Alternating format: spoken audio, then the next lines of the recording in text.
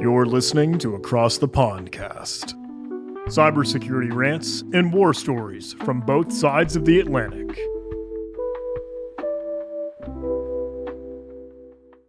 Hello and welcome to Across the Pondcast, a show where we talk and occasionally rant about cybersecurity topics with perspectives from both sides of the Atlantic. I am Tib3rius. I'm joined as always by my wonderful co-host, Mr. Andy Swift, and today we're also joined by Julien Richard. Julien is a cybersecurity professional with a background in system administration and network administration, but also has extensive experience in pentesting. Today, he's here to share some war stories with us. Julien, welcome to the podcast. Thank you. I really appreciate you having me. Andy, how are you doing too? Yeah, thanks for remembering me. I'm great, my little bearded munchball. Absolutely fine. How are you? Yeah, we do these things often. I never actually ask how you are. Finally. Hey. Finally he does. Today's the day. Yeah, I'm doing okay. I'm stressed about DEF CON. This episode is going to air probably several months after DEF CON, but right now I think there's 14 days to go.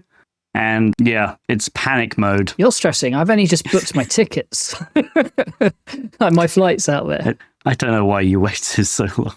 What I love is the honesty of just not saying, yes, I'm good, and you, right? It's, you know what, I'm stressing out. I love that honesty, and I think that's awesome with everybody in our industry. We're very direct.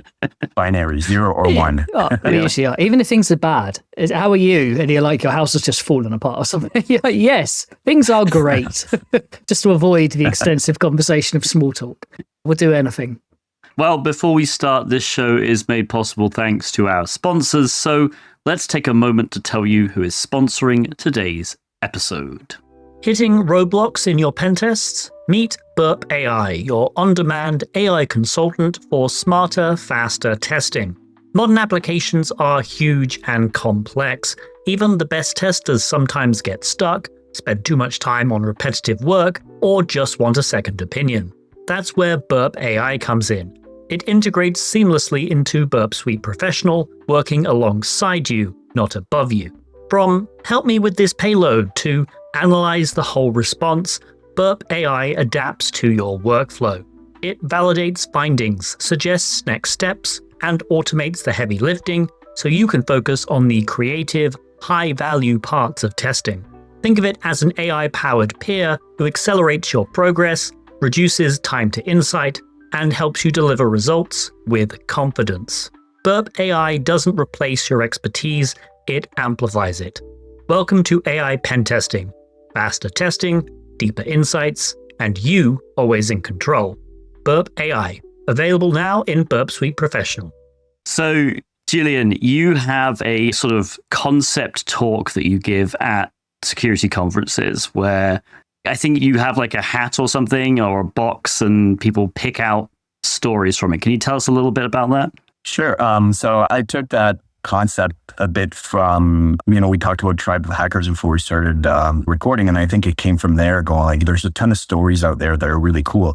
And I can share some of them. What I do is I have a helper that goes around with a big box, a wooden box full of cybersecurity stickers, of course. There's probably a few Tib3rius stickers on there.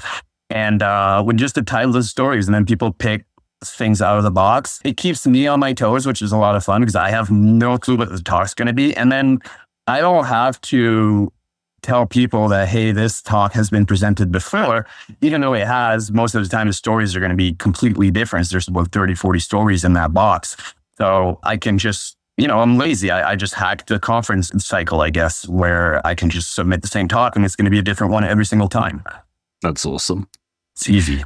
I guess the concept for me is now I want to hear other people's stories. Like I'm really interested in, I know mine. I know the ones that are entertaining for me. Out of hundreds of engagements, there may be 20, 30 stories that I want to share because all the other ones are not as entertaining. But I want to hear your stories. I want to hear somebody else's stories. I'd love to go to sit around a table with some drinks. And that's my favorite part of going to conferences is hearing people's war stories, whether it's blue teaming or red teaming or pen testing, doesn't matter.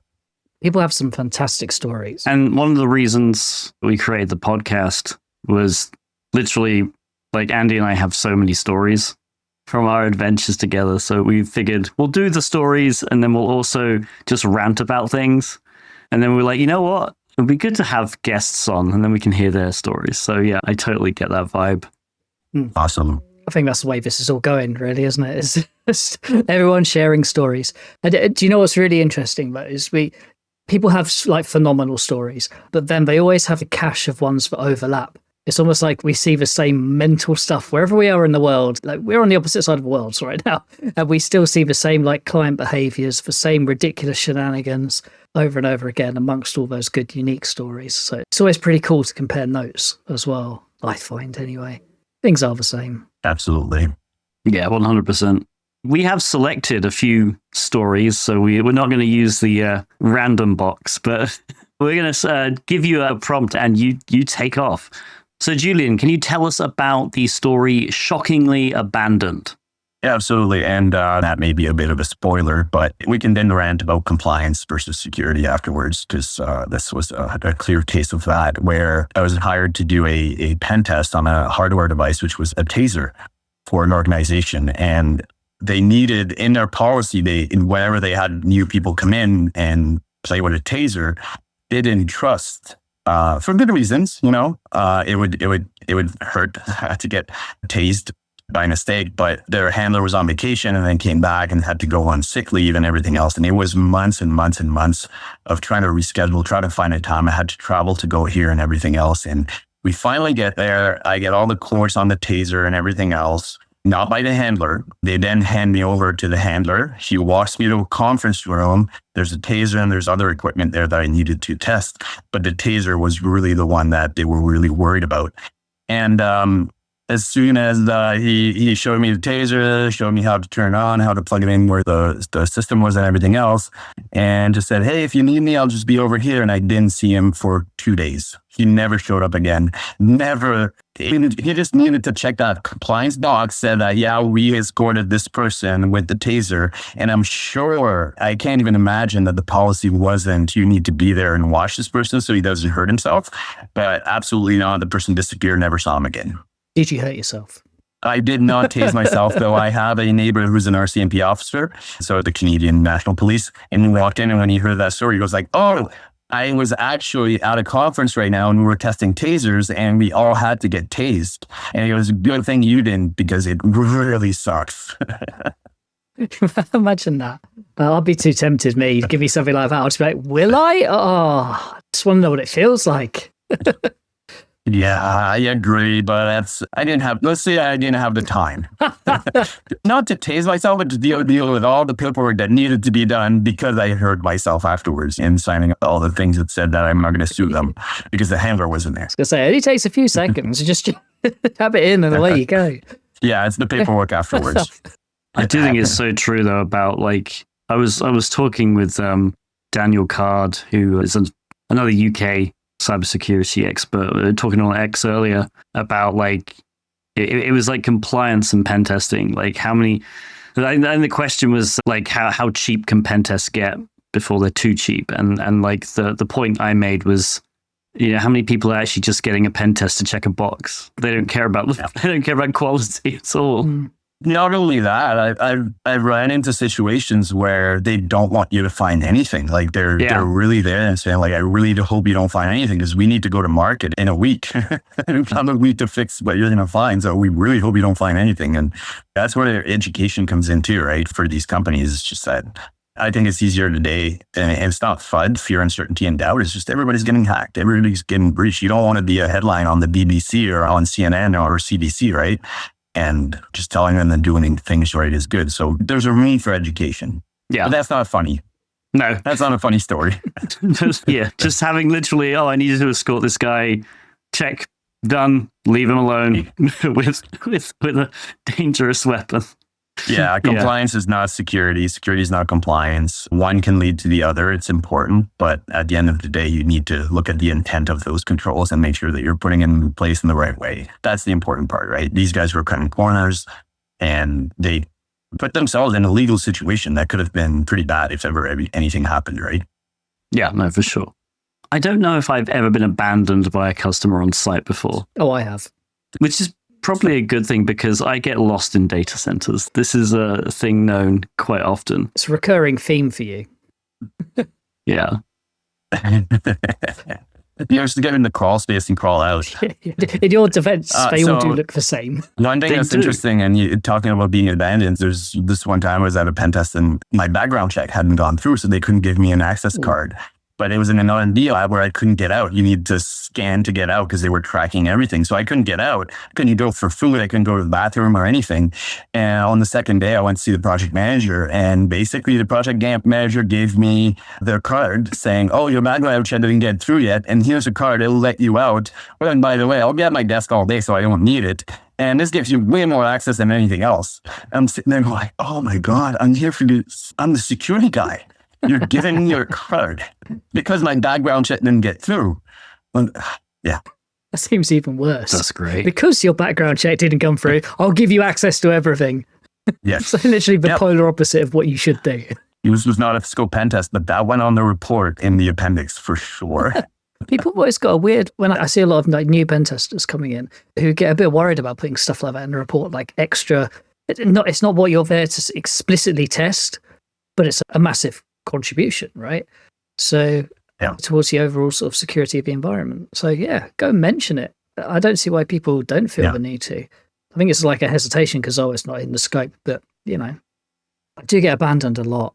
I don't know if it's something I do, maybe. That's what therapy is for. Come back, lions, come back. It happens. It does happen a lot. Some of the people we work for, when they need out of hours testing done in data centers and things, they usually send us off with like an escort who doesn't really have anything to do with the project, but knows how to use a mobile phone to contact the people that do. So it sometimes happens where, they'll escort us into the building and it's exactly the same sort of thing. They'll just leave us and they'll go away, find them in a pub somewhere else. It's usually out of hours they do this as well. So it's an odd one, isn't it? But I guess they're there to do a role, a job, and come to the rescue if anything goes really badly wrong. But hey, not a taser. Yeah, the taser really makes that story. It does. Like my one's just data center servers, racks, and switches. It's not really got the same kind of impact as a taser, if I'm honest. You can still plug a USB device. You can still seal a hard drive. You can still do a whole bunch of those things. There's other controls when you walk out, but still. Yeah, and there's no temptation to try and electrocute myself or something, I guess. So that helps too. So staying on the shocking theme here, you have a story called Shocking Timing. Can you tell us about that? Yeah, absolutely. This was a physical pen test where the client wanted to see if we could bypass the receptionist desk and try to get into the data center in the back of the office space. And I had just hired this new employee who was really into physical pen tests, really wanted to try it. And he was trying to really get into character and everything else. So when we told him that we were going to get him to do the physical pen test, he got all excited. Didn't shave for like 2 weeks. His buddies had bought him a shirt at some point with his name on it. He had created a website of a fake electrical company, borrowed a friend's van, put a ladder on top of it, showed up with the full letterhead with the work order and everything else. He put a lot of work into this. And basically I told him, don't put too much work because we're going to get in no matter what. This company's not very good at their physical security, but he went all out. He was trying to impress the company, of course. So he rolls up. It was Monday morning, first thing. I was sitting there working internally at the company doing an internal pen test. And I see him roll up with his van. I couldn't stop laughing. I was like, oh my God, he went really all out. And shows up with a electricity work order to check something in the cables or whatnot. And I swear to God, as soon as he opens the door, the electricity goes out. It wasn't a planned outage. There was an outage in that area of the city. I don't think I have to go into too many details at this point, but he had the run of the office. I saw him on top of his elevators with the drop panels over, and he was dropping Raspberry Pis on top. He left a note on the CEO's desk going, I could have gotten into your system and all this stuff. Plugged a whole bunch of USB devices everywhere. They gave him the Wi-Fi password. They gave him an office. He was there just ripping the place apart. And it really reminded me that's a coincidence, but if you're doing a physical pen test, that's a great pretext. You look for if there's going to be a planned outage or anything like that, and then you can get in, whether it's electricity or phone or anything like that. That's a great pretext. You have to be lucky that it falls within the dates of when this is happening. But this guy he was over the moon. Like, she nailed it. And I think some of this prep would have been good. So I guess the question to you is, how do you mitigate this? Just because the electricity goes out and there's an electrician that shows up, how do you tell your staff? You still have to check. If call somebody. Are we expecting someone? Are we letting him in? Or things like that? How do you mitigate against something like this? Sites I've been on, I mean, where you've got people doing actual physical work, actual critical systems like electricity, plumbing, gas, etc. You usually have a proper ID, a proper sort of statement of work you have to follow. You get pre-approval and stuff like that. But if a company you're attacking has done none of those things, yeah. But again, it was the timing of it. I'm sure he probably would have gotten in, probably wouldn't have had the same amount of access, maybe a bit more scrutiny. But the fact that the electricity was out, it's just like, all right, perfect. You're here to fix it. You're then to the point of relying on people on the grounds to make a sensible call and a judgment. But, if there's a power outage, people are not going to be doing that. It'll be, there's a handy electrician here. How about that? I think nothing of it. I love that he made a website as well. That is so detailed. I love that kind of detail. I would always be tempted if I was doing that to go there. Oh, do you want to see my website? It's good. Please see my website. It's one more step to give you credibility, right? Oh, I actually have a website. Like somebody who's trying to break in wouldn't have a website. Fake company wouldn't have a website. Yeah. It reminds me, so timing is so important. It was part of a bigger pen test. It was like external, internal web app stuff. But there was also a physical and Wi-Fi review of one of their offices. This was in New Jersey, I believe. And the contact escorts me in, and I was like, okay, the physical thing, we have a data center, we have like a server room on site, and takes me over to the server room. And it's like, this door is locked at all times. Like it's only ever opened by employees. Like it's always closed. It automatically locks. I'm like, okay. So I reach out and try the handle and it just opens. And beautiful. And like, he was like shocked. And then we're like, well, that's going in the report. And he's like, yeah. And then he comes to me later and he's like, okay, so what happened was like, apparently some of the IT guys, when they're like installing equipment and they have to be in and out, they sort of disable the lock temporarily. And I'm like, yeah, it's still going in the report.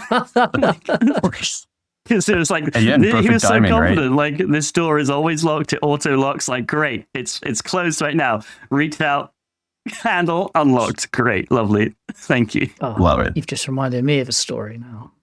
It's my turn. We all reminded each other of stories. It goes back to that thing I was saying at the beginning, like completely different ends of the world, and yet there's some familiarity in stories. There was one of my testers, and no one would believe him that this actually happened, but it did. And anyone I tell this story to just goes, no, because it's so far-fetched and so bizarre. But just the handling of like the lock on the door. So this client we went to, we did an internal test for. They had on-site server room, on-site comms room, and they had a lock to get in the door, supposedly like keycard access to it. But you could just open it and walk through.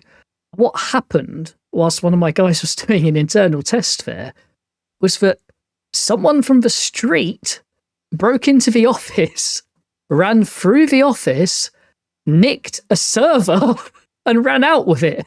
Literally, he was just sitting there doing this internal pen test, and he was like, yeah, that's good. It's going in the report.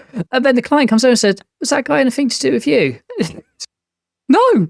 And then they all proceeded to run after him after that. It's so ridiculous. It's almost made up. But yeah, it legitimately happened. Absolutely bizarre.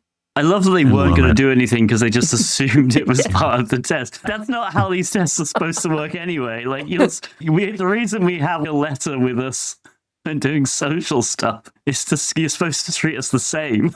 Imagine if your internal test process was basically every time you turn up and did an internal was to run to the nearest comms room, nick all the stuff and run away with it. Not catching me now, denial of service. We may be giving people good hints on how to steal stuff from companies. Just wait until there's a pen test going on, walk in, steal stuff and leave, and then they're just going to assume it's part of the pen test. That's a great way to get free stuff. But as you guys know, pen testers, we get blamed for everything, right? If we're on site and something happens, it's our fault, even if we're not connected to the network sometimes. Oh, wow. I just realized that being a network admin was great training to be a pen tester because, of course, it's always a network guy when something goes down. So you're getting blamed for everything if you're a networker. Absolutely. It's great training. Preparation. Yep. People blame IT and then IT blame us. That's how it works. Exactly.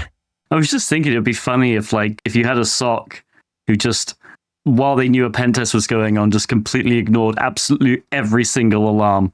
Like, that's not what you should do. Let's be clear with that. You should know exactly where the pen testers are and what IP addresses and what potentially they could be hitting. Don't just ignore random traffic as you assume it's part of the pen test. See, I think we should do a call out to people, because I'm sure that somebody's ran into this exact thing where the blue teams would go like, well, we're on vacation this week. There's a pen test going on. Yeah, this is my biggest fear. That's why I put my hand up just then, but people listening won't have seen my hand, but there was a hand. But our company where we work, obviously pen testers, and then on the flip side of it, we have a SOC as well. And often with our clients, and where there's an environment where the SOC are monitoring a particular environment, now we're about to go and pen test it as well, you'll occasionally get an L1 SOC analyst come to you and say, oh, are you doing this week? Because yada, yada, yada. And you're like, not really going to tell you too much detail, because the client is A, going to want to see your monitoring stuff and picking up on things, because as soon as you don't pick on something, fingers are going to be pointing at you. And B, if there are other threat actors within the environment that are not us, you're going to miss them. So yeah, my answer is always no to that stuff. And it seems counterintuitive, because you have account managers going in there and going, well, we should be telling them. And like, no, you can't. It just defeats the whole point, really. But it's going to raise alarms and tickets. Okay. You should be reacting to those. That's good practice. It's a cracking point.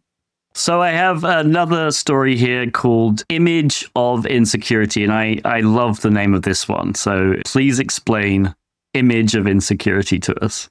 For sure. I get a call from a colleague, a friend on the weekend, and I just clear my calendar, because this person, whenever he calls me, it's always something good.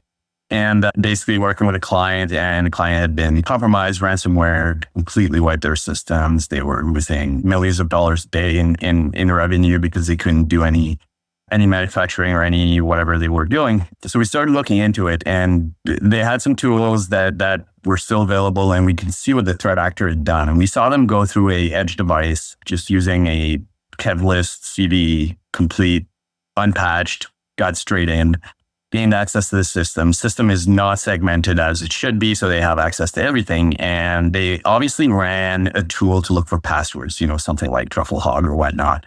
And we see them going directly to a file. And the file was on the desktop of a system called admin PC. So the system admin had a file on his desktop called password.jpg. So once we found out, at least call it, I don't know, something else than password if you're going to do this. But it was an older, old school system administrator who has been in the industry for 30, 40 years, and you can't get away with these things anymore. But his idea of security was take a photo of a password and save it on it as an image file, because it's not text. It's not going to show up on any searches or anything like that. Turns out that password was the password to their password manager. So as soon as we saw the threat actor get access to password.jpg, I would say within 2 to 3 minutes, we started seeing admin accounts get popped left and right in the infrastructure. Really complicated passwords, but not worth a whole lot when you're storing the password to your key vault on your desktop. It was a photo, but Yeah, that's great. I love the thought trail of going, do you know what? Plain text password's bad. I'll take a picture of it. That's less bad. It was literally a note, like on a Post-it note with the password written down. When I saw this, I thought, put a complex password as the file name on your desktop. At least people don't know it's a password unless they see some weird jumbled up characters, 16 character long file name .text with nothing in it. That probably would have been better than just a word. And I think this was the failure here, honestly. It was called password. If we would have put in I don't know, my dog was funny that day.jpg, probably wouldn't have been picked up by this tool, right? Yeah. Yeah, no, exactly. It honestly, security through obscurity obviously isn't security. Everyone knows that. But at the same time, it can be good enough sometimes. And in this case, I feel like no attacker is going to be looking at every single image file on a system. Yeah. So, yeah, it's not a good idea, but it would probably work. I don't condone it. We're not telling people to do this. We're just telling you don't call it password.jpg. That's all. Yeah. If you're going to ignore us, please call it something good. You're telling me when you do a pen test and you get into an HR department and you find a folder called Christmas Party 2000 and whatever, you're not having a look at that? I'm all over things like that. I love them. We did that one time. I remember the test where we found that. Yeah. You got to make it boring. Christmas Party, I'm definitely going in. I can think of certain folders with images in there. Whatever. I'm not going to go in there. Yeah. Christmas Party's not one of them, though. I'm all over that as soon as I see that. Yeah. So this does remind me, not because of the password aspect, like the password.jpg aspect, but it does remind me when you mentioned it was the password to their password manager. So I once did, this is one of the rare internal tests I did after I became basically full-time web app. But we were doing an assessment. Yeah, most of the infrastructure was pretty secure. There wasn't anything glaringly obvious. We weren't getting in via just regular exploits and stuff. So we started looking through public shares, right? SMB shares just enabled on the network. And there was one which was, I believe, called like IT, and it had a bunch of scripts, like PowerShell scripts. It was public. It probably shouldn't have been public anyway. But anyway, we started looking through these PowerShell scripts, and we found that they were all calling this API with a key that was embedded in the script. And the API they were calling was the API for this global password manager that everybody had access to. And you can imagine if you have an IT department script that has an API key for a password manager, all the passwords we could find in that. So we literally just grabbed as many of the API keys as we could find. We're like, I wonder how many passwords this has access to. And yes, domain admins all over the place. Yeah. That was really good. Because a lot of people would forget, you got to protect the password to your password manager. It's no good storing passwords securely in a password manager if you're just going to put the master password just anywhere. Yeah. Absolutely. You may even want to have a separate password manager for an account with all your sensitive passwords. And up to a certain point, I've worked in very regulated industries where we would split that password in two. And you got to have two people to be able to go in and get all those break glass accounts, right? Those things that give you keys to the kingdom that cannot trace back to anybody else. You need to be very careful with those. And depending on the type of information you're storing, you got to treat them like nuclear codes sometimes, right? They're just very sensitive.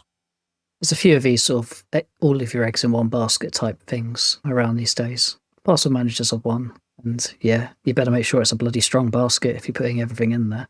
And the other stuff's things like identity providers as well, who you're trusting with all of your stuff, all of your access to your application. If you're farming it out elsewhere, you've got to be sure that place is tight as well. Yeah, there's a few things floating around like that now. Yeah, authenticating via tokens as well. It's all shifted into this big sort of pool of trust. It's like, trust us, bro. It's all going to be fine. Yeah. Yeah, a lot of it going around. And then we talked about user friction, right? Oh, well, we can't do this because of user friction. We can't have a pass key because there's an extra step and people are complaining. And it's like, yeah, well, complain when the company folds. Yeah. You've been ransomware and, company can't do anything anymore. It's tough. It's really tough. Yeah. People complain about multi-factor all the time as well. I think it's a combination of things. Like, obviously, the latest NIST guidelines are basically don't enforce people changing their passwords. Because I think a lot of the complaints with, change your password every 3 months or every 30 days, that's like a user frustration, but it also decreases the security of people's passwords. And so I'm on board with that. And I think it's a win-win because you stop users being frustrated because they constantly have to change their passwords. And also you can train them to choose better passwords that way. Be like, look, choose a better password and use it for a whole year or something, right? People are going to be much more receptive to that kind of strategy. The sort of downside of that is you have to enforce MFA. You're like, okay, we'll let you use your password for a whole year or maybe even longer, but you have to use MFA. We're going to enforce that. So it's like, you're giving them a little gift, but you're like, okay, but also. I mean, the messaging there is that regardless of whether you're changing your password or not, we're going to enable MFA. You can't get away with no MFA. It's extremely important. And up to a certain point, like even phishing resistant MFA these days, right? We get phishes all the time. They're getting really good saying, oh, you got to sign this because this employee left 2 months ago and then you need to sign this package or whatnot. And it just happens that the threat actors are just getting better and better and better. So I think it's a non-negotiable now for any companies, for people to have access to anything that is sensitive to have MFA enabled. It's a non-negotiable. It's a standard.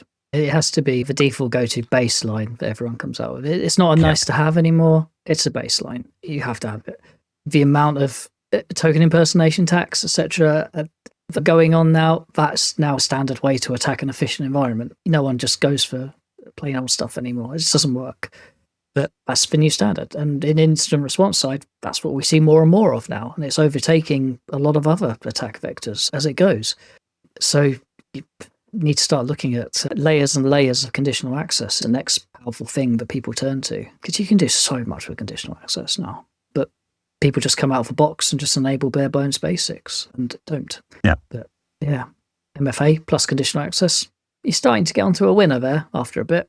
Yeah, it's easy to do for companies that are smaller, hundreds, but when you're getting into thousands, it's not user friction anymore. It's IT staff friction. They don't want to do it.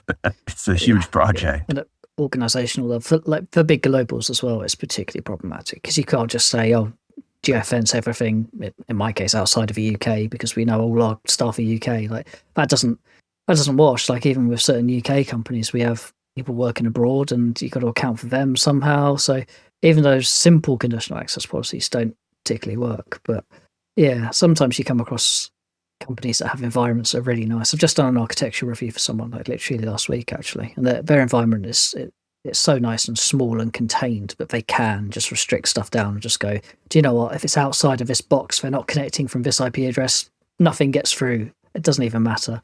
After that, they can restrict it down so much. They're very lucky from that perspective. It's almost good design, you might say, not to have an environment that's shared by too many people for too many different purposes where you can't lock it down via extra conditional access policies.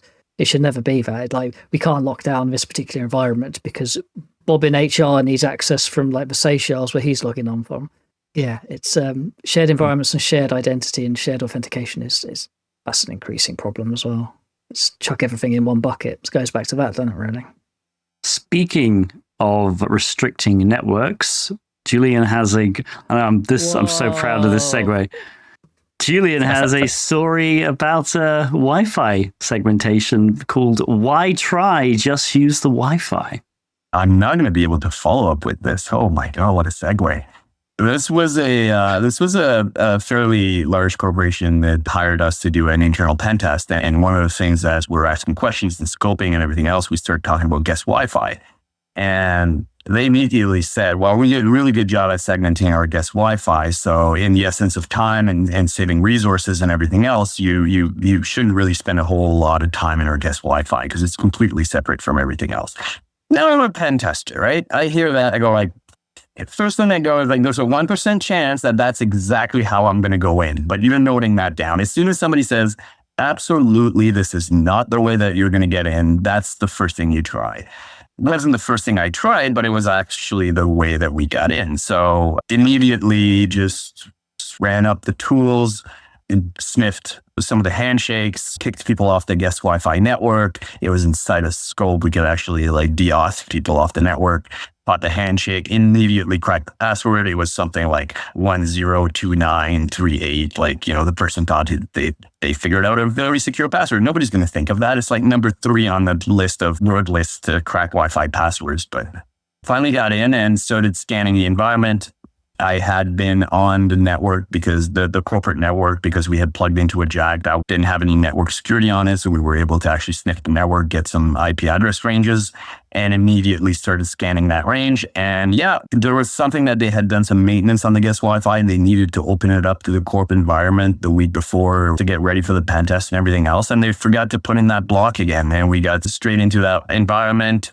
And I forget, there's so many ways to get Active Directory domain admins that I forget what it was, but it was probably, like Tib3rius said earlier, a password in the script somewhere that was shared to the group. And there was somehow we got in and got full domain admin access right away that day as soon as we popped the guest Wi-Fi. So I guess the moral here for any pen testers, as soon as somebody is sitting in a room when you're scoping the environment and they say 100%, this is 100% secure, like that door, that door is locked all the time, you open it up and you get in. Those are usually the places that I start when a company is like an absolute, this is not the way to get in. That's usually the way you get in for some reason. It's that little gut feeling, that little red flag that raises in your mind when you hear that. And maybe this is part of the discussion, but the best places that I've seen that had the best security are the places that go, yeah, we're trying our best. We probably missed a few things here and there, but you're probably going to find some things. And usually they're pretty good. It's the people that go like, oh no, we're there. We are as secure as we can be.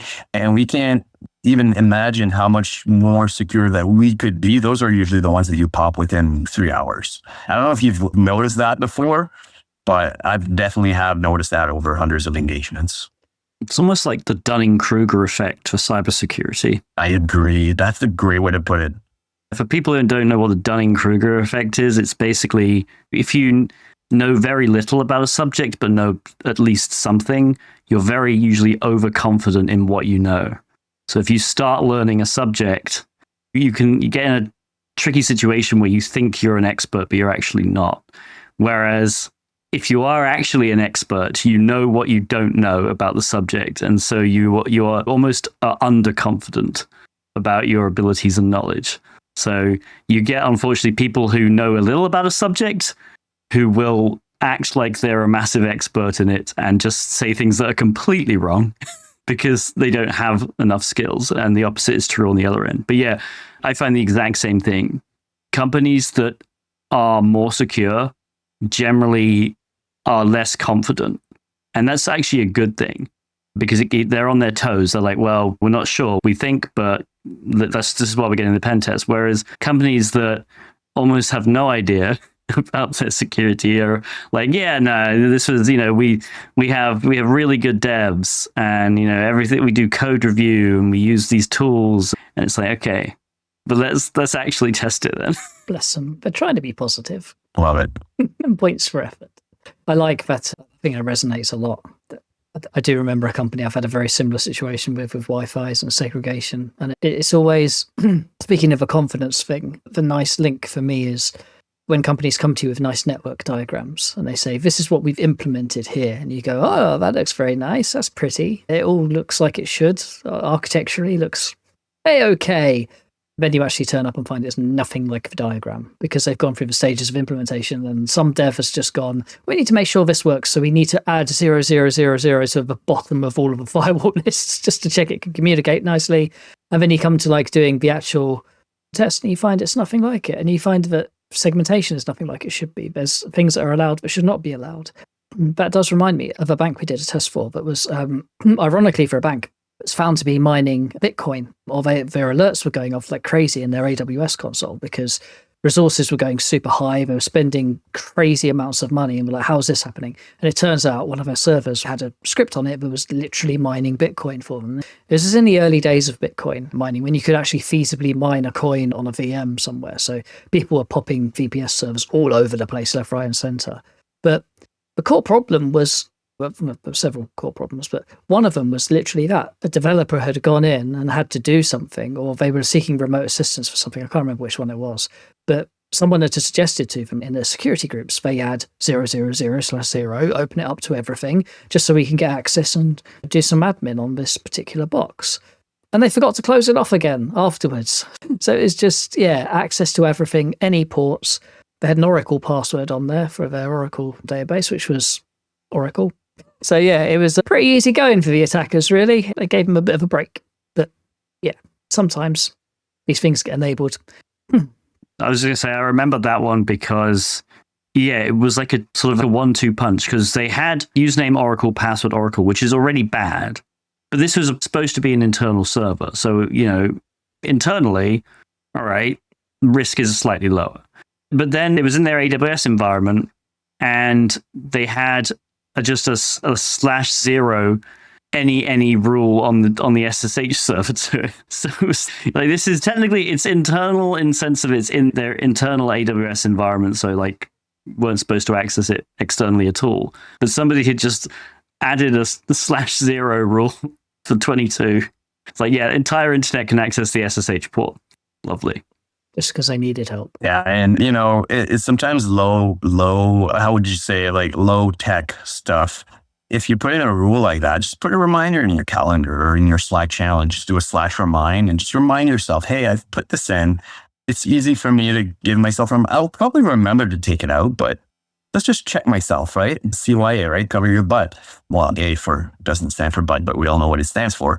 And the other part that's interesting, and we can go on a rant on compliance and all kinds of stuff like that. But when you look at the payment card industry and their PCI segmentation test that they'll actually run to make sure that it's actually segmented, right? Trust but verify. Make sure that segmentation that's on your network, that's on your diagram and everything else, get a third party to come in and you just ping across.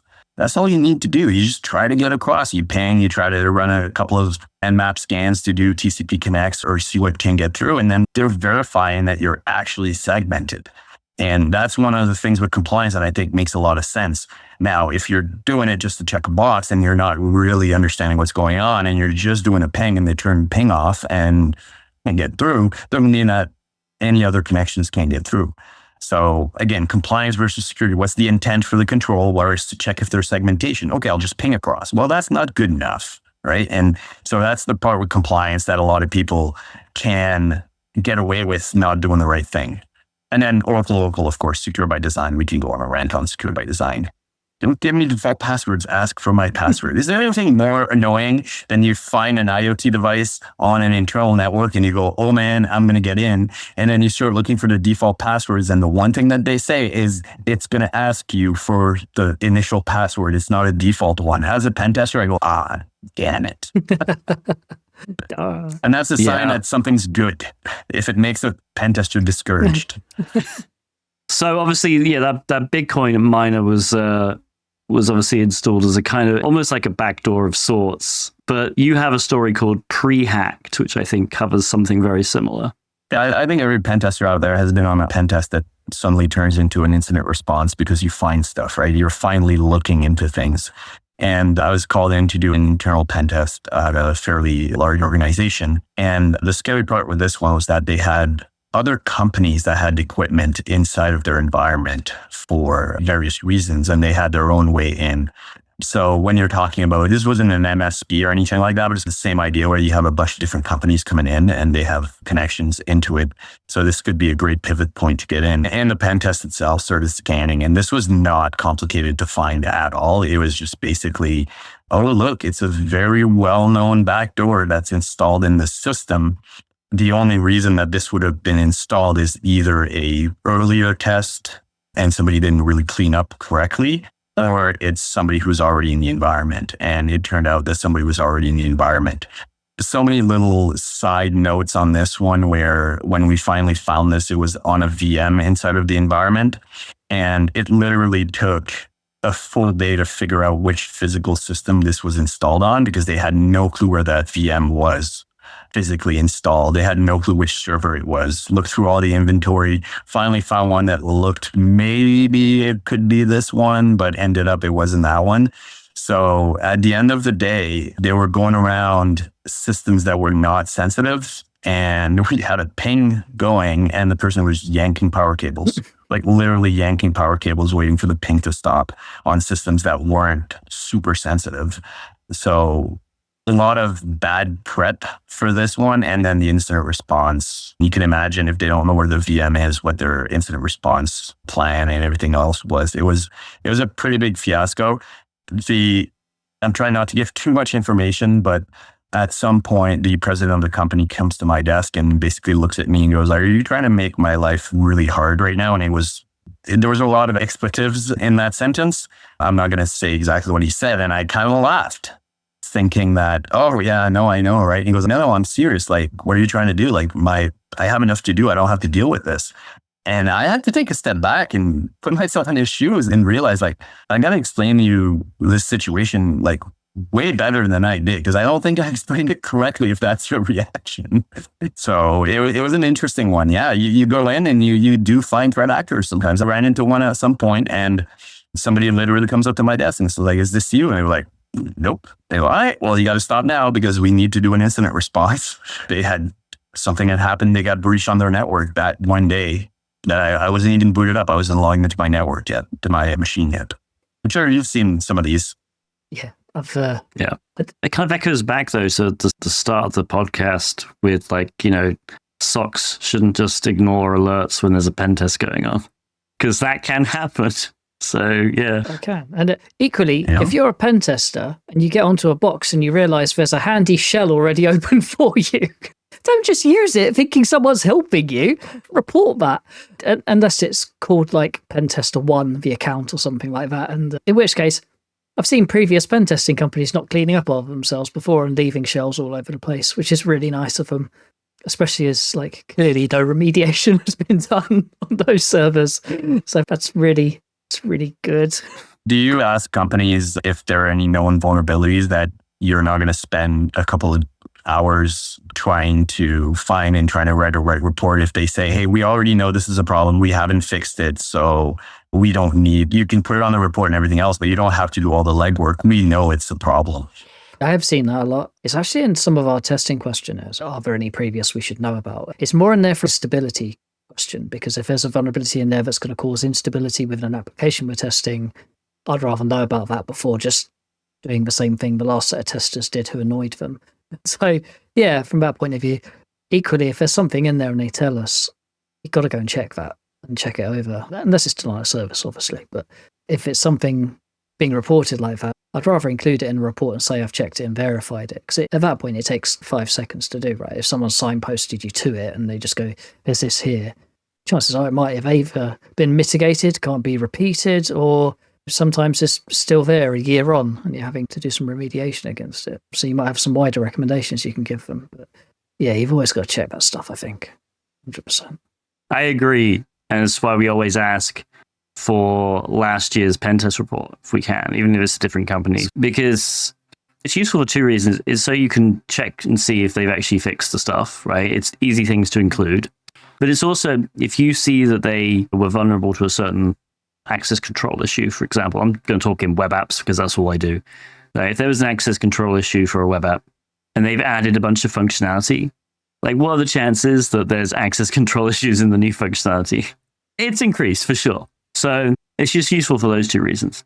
But the comment about finding that shell from a previous pen test is, honestly, it's a pet peeve of mine when, for web apps, we're like given, like, especially with customers who we test like year after year, and they just give us the same accounts, they haven't cleared them out or anything. It's always great.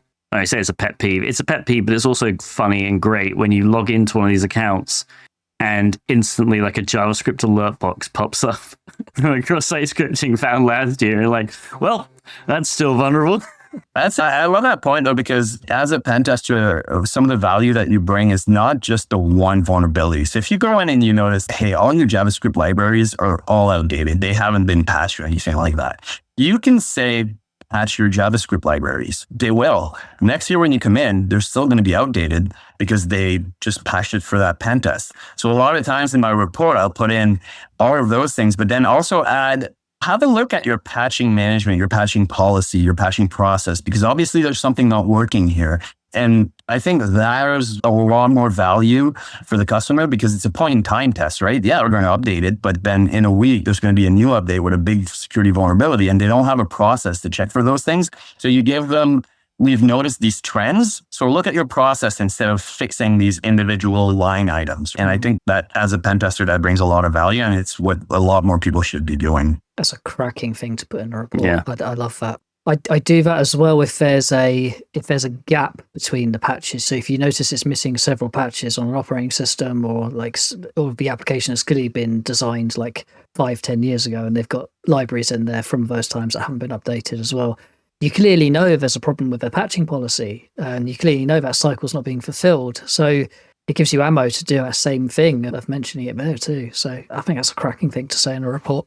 It's showing you've got an awareness of the wider organization. You're making recommendations to them on a sort of organizational level rather than just, this is bad, you should fix this, because the wider issue is that it's going to happen again as soon as you've made that change. There's an argument that, and maybe this is how reporting should be done, but instead of reporting those individual, let's just use the JavaScript library issues, which I think a lot of people do, including the company I work for. There's an argument that instead of doing that, you should, it's nice to put that in the mitigation items, like implement a better patching policy. But it might be better just to have as a vulnerability in itself in the report, just insufficient patching process. And be like, the vulnerability isn't the libraries, the vulnerability is your patching process. Like, you're clearly not updating libraries enough. I'd be interested to see if customers would react to that better than just listing the individual vulnerabilities. Probably not, but if you do like an executive presentation and you can explain why it's a problem and explain that logic behind it, that says, yeah, you're going to patch it today, but if there's a new patch that comes out tomorrow and you don't have a patching process, you're not going to be better off. So, and most of the time, those JavaScript libraries, for me, if I can't exploit the thing that, usually it's one function, usually it's one thing that is a problem, and they're not even using that function. If I can't exploit it, I'll put it as informational. Hey, I was not able to exploit this, but you should patch this JavaScript library anyways. And it's informational as opposed to something that goes, it's a critical vulnerability. I wasn't able to exploit it, so why would I say it's critical? You're not using that functionality of that library. But you got to be very careful with your wording, because if tomorrow you put out this new module or system that is going to use that one function that is vulnerable in that library, then boom, it's going to become a critical. So it's all about communication. And I think that's a big part for a lot of work that we do, is that you just need to communicate very clearly, very correctly with the clients. I forget if we recorded this or not, but we talked about people not having the money to spend on having a really good pen test. I've ran into that before, where somebody says, hey, I only have $1,000 to spend on a pen test. I go, right, well, you're not going to find anybody to do a pen test at that price. But what I can do is I can run some automated scans. I can give you a report. I can tell you what I found, but I'm not going to call it a pen test. I'm going to call it a security assessment or security review or something like that. And in the report itself, also, this was not a thorough test. This was just a skimming of the top or anything like that. But they're better off than not having it. If they only have $1,000 to spend, who am I to say, well, you should spend $10,000 and get a third pen test? Let's use that $1,000 that you have allocated to your budget and let's show value, right? But don't call it a pen test. yeah. I'm an increasingly vocal proponent of just every pen test report have a massive header at the top saying this is not thorough. It's increasingly true in web apps, and I've ranted about this so many times online. Like, standard web apps, like 5 days of testing, which is the same as it was 10 years ago, which is insane because the technology of the web is so different now, and you're expecting us to do the same amount of testing. It doesn't work. But yeah, no, I agree. Yeah, there's value in any money you're going to spend, right? There's value to it. It's not going to be thorough. It's going to get you a percentage of the way there, but at least it's better than absolutely nothing at all. Because you're going to catch that, that obvious OWASP top 10 vulnerability within an hour of scanning a system. Like our scanning tools are really good now, right? And we're getting paid to interpret those results and to understand what to run. So it's good. Yeah, it's better than nothing. I think those are the lines I was going to go down. And it's one of those things that helps build future relationships as well. Like, believe it or not, quite a lot of clients don't like changing every year and changing things and changing goalposts. But, if you help them get on that journey and help them spend whatever they can afford to put towards security, you're right. At least they're thinking about it. In some ways, I'd rather help those people because they're being honest and they're trying to start themselves off on some kind of journey towards better security. And 9 times out of 10, when you see that stuff, the next year you come back and do it, or the next 6 months you come back and do it, you might find they go, actually, well, we've got a better requirement now. We need to do a bit of pen testing on top of that. And it's an actual pen test. Hey! And you start to see those purse strings open up a little bit. The more and more you help them go on that journey, like just not helping them or giving them fake results, just calling it a pen test doesn't help anyone. Doesn't help them, doesn't help you. Because the other side of that is they're going to go away to their clients and go, yeah, we've had this pen tested. And you're like, well, great. Because now someone's going to find a vulnerability in it. And if they come back to you and say, oh my gosh, you missed this, then that's going to make you look ridiculous. So yeah, you're not doing anyone favors by branding it such. Craziness. And this is not a business podcast, but that person is fighting to get that money, to get that pen test done. And obviously has the right mindset, may get a promotion, may go to another company, and then they'll be calling you with a much bigger budget to do a real pen test, right? Because you were happy to help them out with whatever they had. And they're obviously a security champion, so they're going to come calling next time that there's something to do. So you're doing yourself a favor to help people. So it's all good. relationship building. It's sometimes half of what we do. The ability to explain things clearly, precisely, and the ability to make relationships and grow those. And then the hacking part is right at the top of it all. If you can't do the other bits well, that almost makes no sense. Okay, final story is called High Def, High Risk. Tell us about that. I don't know if you've read about Bruce Schneier's A Hacker's Mind. I love that book because it just shows thinking in different ways, right? They talk about hacking the law codes and things like that. This was kind of that case where we were brought in to do not really a physical assessment, but more of a walk around of stores that you find in malls and in strip malls and stuff like that, where we needed to look at the different devices and if the network was segmented and all this stuff. And it wasn't pretty. One of the things that I had noticed is that they had just built these stores and they had cameras, and I know they were PCI DSS certified, mostly because one of the reasons we were doing these tests was because of PCI DSS. And my eyes just caught something, and I felt that there was something weird with what I was seeing. And it took a while for me to actually figure it out. But what was really bugging me is that they had installed these new cameras, and I remember somebody telling me, like, this is 4K or 1080p. I forget what it was at the time, but it was the latest, greatest technology.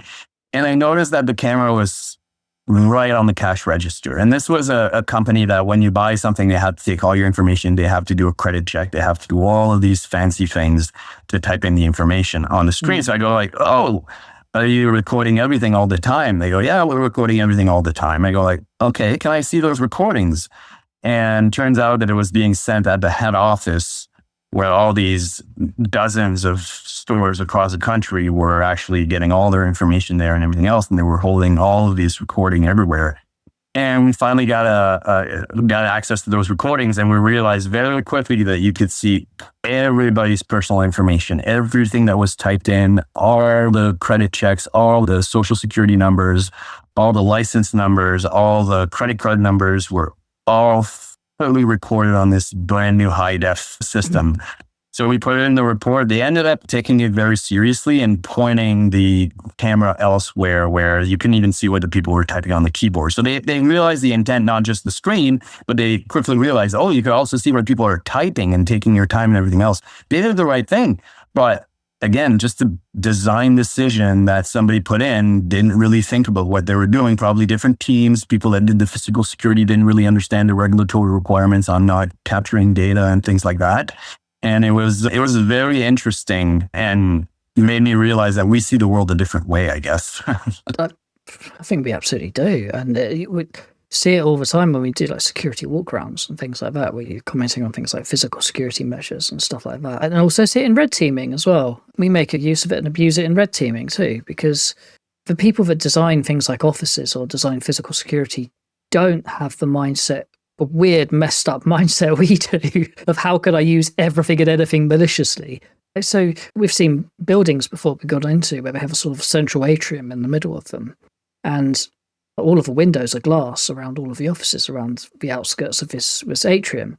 And you have all of the IT workers sitting with their backs to the windows, facing inward. So you can see everything on their screens and everything they're typing. So they're like, well, how did you get all our admin passwords? And we're like, well, we just sat a guy down here with a coffee with a camera. And he literally just sat there for about 5 hours in a day, bless him, just videoing what the guy was typing in on the screen. I don't think people do have that awareness when they're putting in those kind of measures about what they are looking at, what visibility the cameras have, what access people walking by have, what they can see through windows, and what other people can see on presentation windows and things like that. So we've seen offices with like big screens in them where they do big corporate presentations that you can see from like the street outside. It's like no one's really thought that through if there's anything sensitive on there. Or so, yeah, I think we just see things differently. But that's what you pay pen testers for, right? The great part is that it's not even technical. It's not technical at all. This was not technical. This was like, oh, I see something's weird. Why is this weird? And your mind's working. So it's not even a technical thing. You can't take a course on this. You can't. You really have to change your mindset. I know of a specific worldwide hotel chain that gives you a key to your room, digital key, and there's no dates, there's no address, there's nothing that says that it's that hotel you're at. And if you can make that key fail, you can go right up to the cleaning person, the person that's cleaning the rooms, and go like, oh, my key's not working. They're not going to check. You've got the room number. right? So take a screenshot. So now I've got I'm making these things fail, and I have a whole bunch of screenshots on my phone with different numbers when I go to this hotel with the key that's failed. So I can just spin up the right one and go to the lady and go like, can I get access to my room? Because I left my key in there. My digital key's not working. She's not going to check, or she's not going to check. Wow. You got to put that date. You got to put that time. You got to put that address in, right? Jesus. Eye-opening, isn't it? Eye-opening. But yeah, people just want to be helpful as well. That's the other thing. We've spoken before about doing social engineering on hotels and public places like hospitals and such as well. And yeah, in those places, everyone just wants to be helpful and help out. And that's also helpful for us. The hotels are great for free breakfasts, or if you forget a cable, just going, oh yeah, I left my USB-C cable in the room last week when I was staying here, and they'll just give you a cable. They have thousands of them. What color is it? Black. Oh, okay, yeah, we got a few black ones that are left in rooms. You don't have to pay for cables. You just walk into a hotel and ask for a cable. They'll give it to you. I'm doing that next time I own a hotel. Just wait till DEFCON. If you suddenly wonder where all the cables have gone to in the building, I'm just going to hoard them all to myself. And make sure you have a ONG detecting device to plug it into before you plug it into your system, though. But anyways. Hotel lobbies are also a very nice placeholder for if there are no coffee shops nearby, because they usually at least have power somewhere. You can just sit down, plug your laptop in. Probably can't use the Wi-Fi, but you can always use a hotspot. So I've done that a few times, especially in airports. Free coffee and free water. Yeah, it's great. I'll keep you going for at least a few days. Yeah, just curl up in the chair, have a sleep. Exactly. Eating's cheating, as they say. Love it. Well, thank you all for listening. I've been Tib3rius. He's been Andy Swift. We've been joined by Julien Richard. And this has been Across the Pondcast. You can find all of our social media links in the episode description or on acrossthepondcast.net. And we will see you next time.